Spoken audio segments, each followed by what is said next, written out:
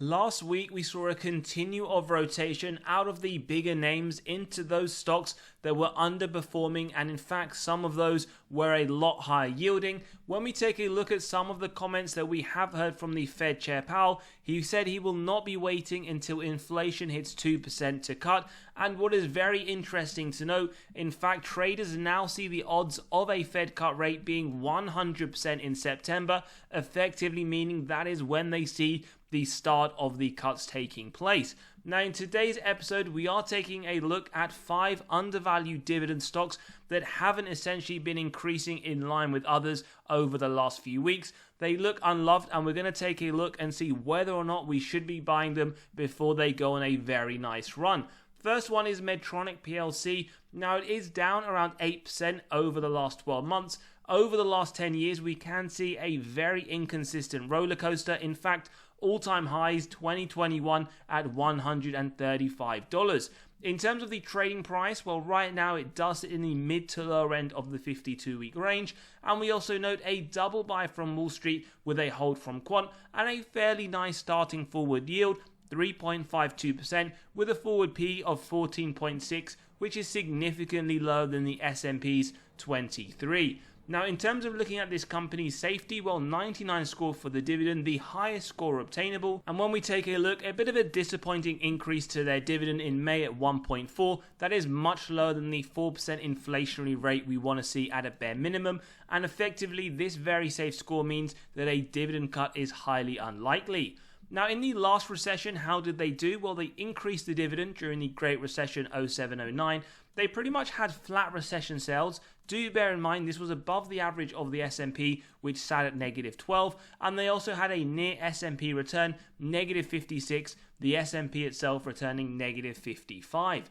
Now, dividend growth, as we mentioned, very poor increase this year, but over the last 5 years, nice high single-digit increase. Over the last 20, double digits. That is something we want to see come back for Medtronic. And in fact, they are a dividend aristocrat, 25 plus years of increasing the dividend, and they're 4 years away from becoming an ultimate dividend king.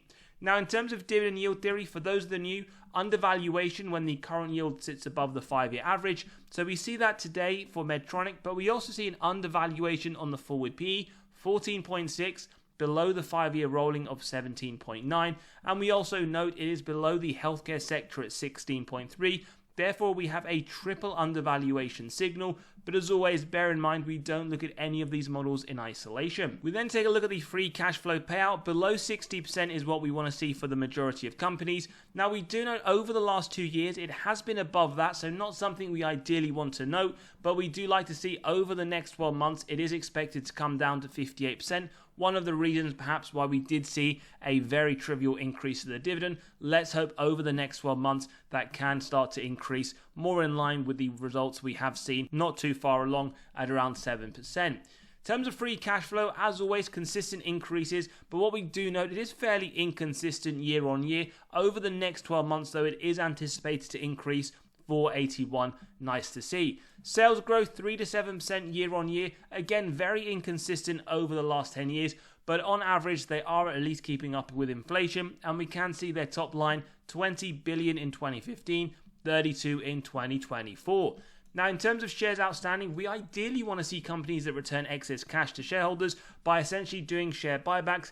We've noted, depending at what point you have been a shareholder, that will be different, but from 2016, they have started to do some share buybacks, not very consistently and fairly trivial, so nothing really to discuss around that. We then take a look at the ROIC, the very important metric that we want to see 10% as a minimum. Give us faith management are able to effectively allocate their capital. It does straddle pretty much around that 8 to 9% level, so not the worst. Ideally, though, as we say, 10% would be nice to see moving forwards. In terms of margins, well, above 12%, that is what we get to see here, pretty consistently around the 20% rate. And on the free cash flow margin, above 5%, and that is what we get to see every single year, 16% looking nice in 2024.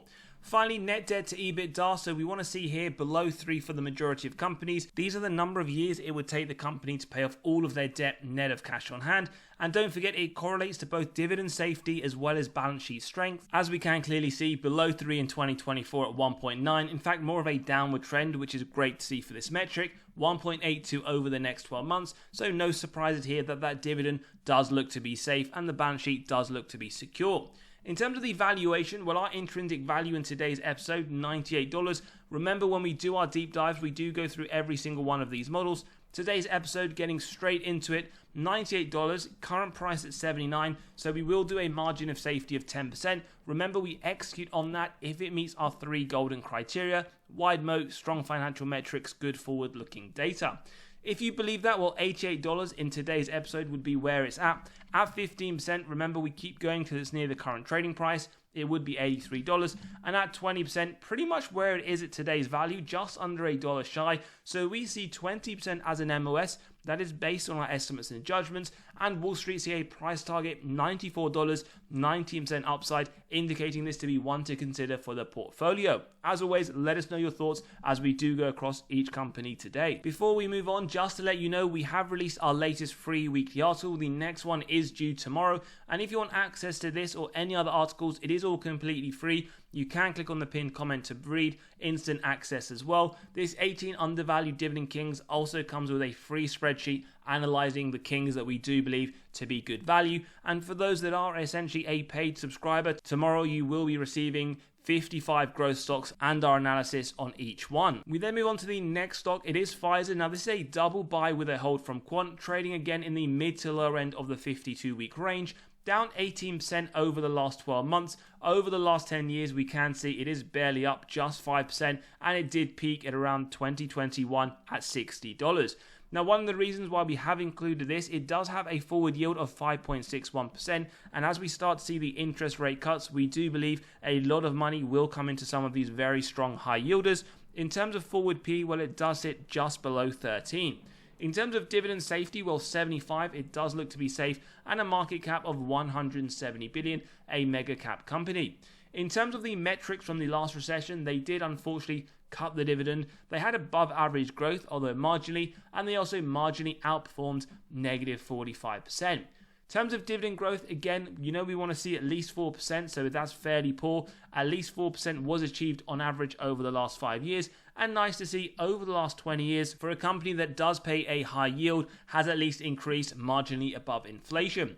We also note they have been increasing those dividends for the last 13 years. In terms of dividend yield theory, well, we do get an undervaluation signal on the yield, but we do note the forward PE isn't dissimilar from the 5-year average of 12, and we can see it is marginally lower than healthcare 16. In terms of the free cash flow payout, now this is always a red flag indicator when we do see companies above 100%. This effectively tells us that management paid out more in dividends than they achieved in free cash flow.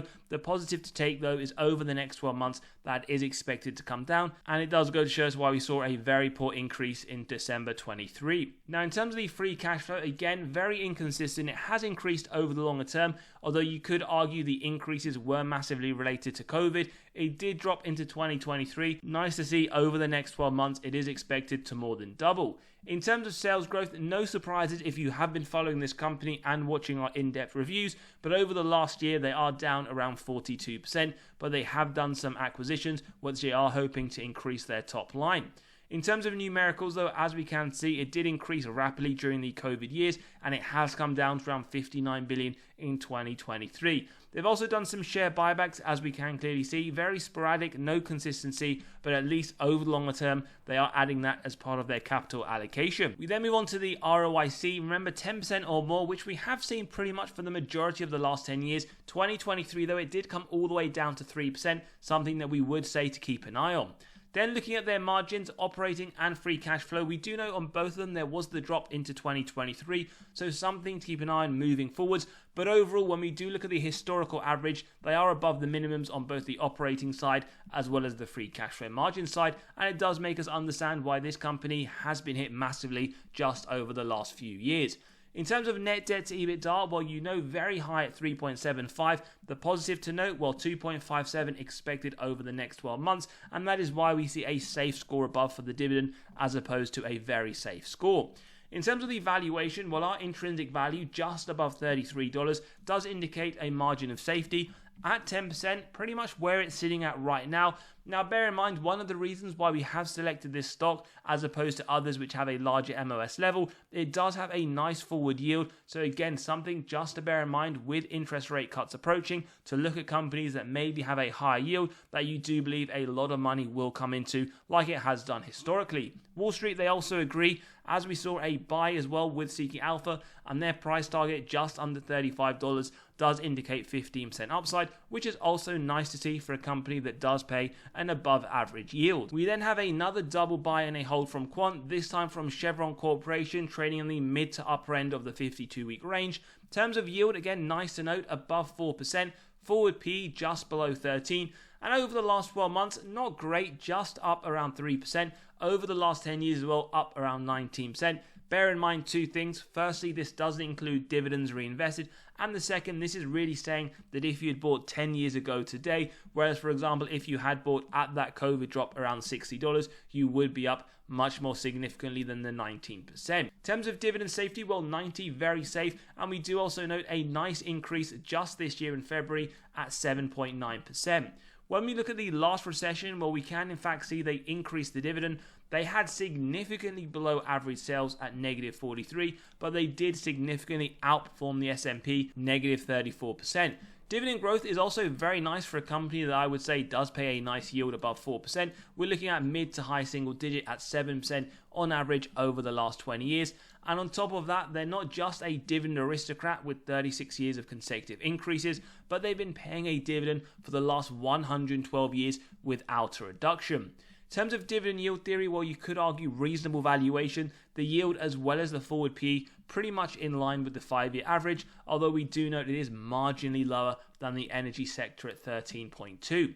When we talk about free cash flow payout, again, this is a very cyclical industry. Some years negative, some years significantly higher. Nice to note over the last few years, below the 60% that we want to see. Over the next 12 months, 51% again. So hopefully we should be expecting those nice dividend increases for a company that does have a yield above 4%. In terms of free cash flow per share, again, very inconsistent, but overall you could argue it is moving in the right direction. Over the next 12 months, expected to have a very nice increase to $12.80. In terms of sales growth, this is pretty much where it does really show that cyclicality. When we take a look at the years, in fact, 6 of the last 10 years have been negative, the more recent one at negative 17%. And when we look at it from a numerical basis, we can see the peaks and the troughs on a year-on-year basis. Again, when we do look at the shares outstanding as well, we can in fact see some years share buybacks, some years share issuances. Overall, though, very minimal difference from 2014.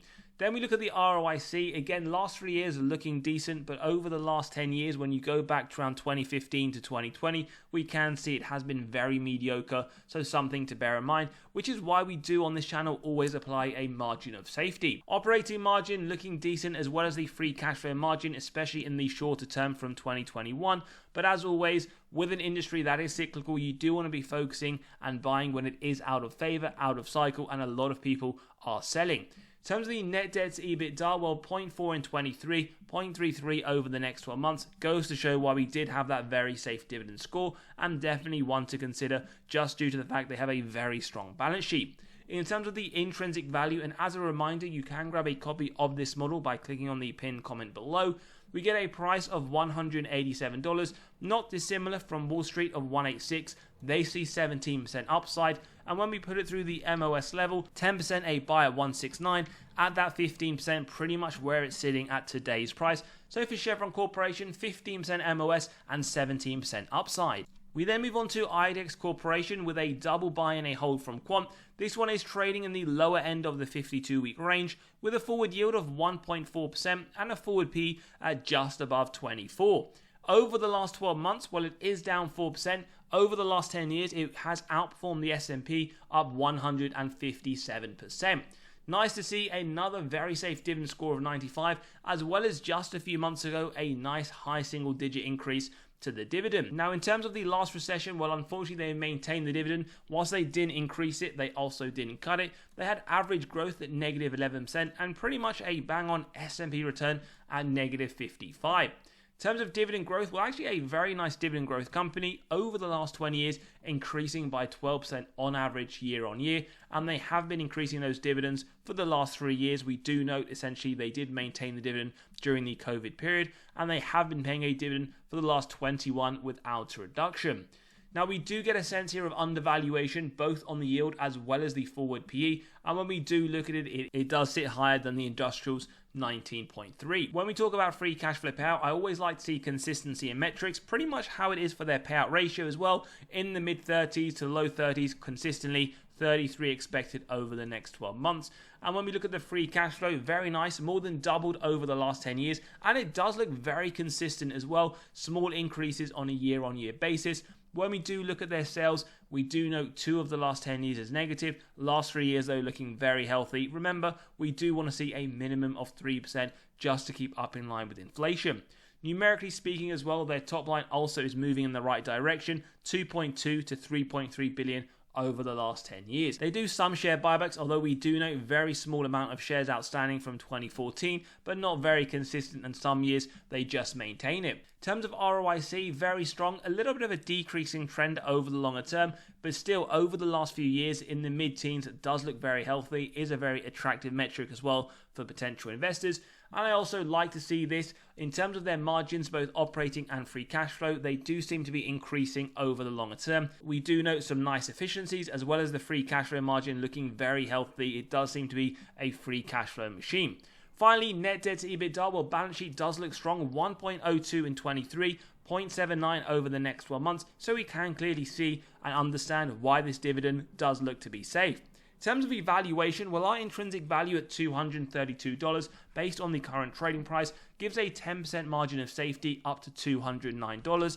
At 15%, around 197. So not far, but not quite yet. So sitting somewhere between 10 to 15%. Whilst Wall Street are very bullish on IEX, their upside of 22% gives a Wall Street price target of $248 above our value of $232. We then move on to Comcast with another double buy and hold from Quant, trading similarly to the previous stock in the lower end of the 52-week range. Nice forward yield of 3.09% and a forward P of 9.52.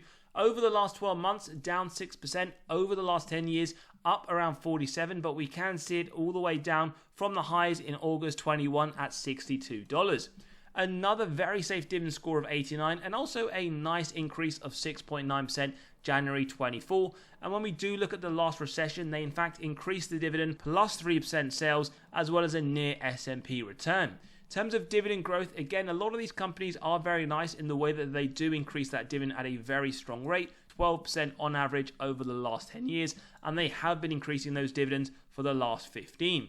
When we talk about this company and dividend yield theory, we do get a very nice double undervaluation signal, both on the yield as well as the forward PE. When we do also compare it, it is fairly lower than the communications of 12.1. Now, in particular, the free cash flow payout looks very strong, below 40% every single year over the last 10, 38 expected over the next 12 months. No surprises where they can offer at least a very nice mid to high single digit increase. And their free cash flow share also looks very healthy as well. It has been increasing consistently, nearly doubled over the last 10 years, and 329 is expected to continue that upward trend in 2024.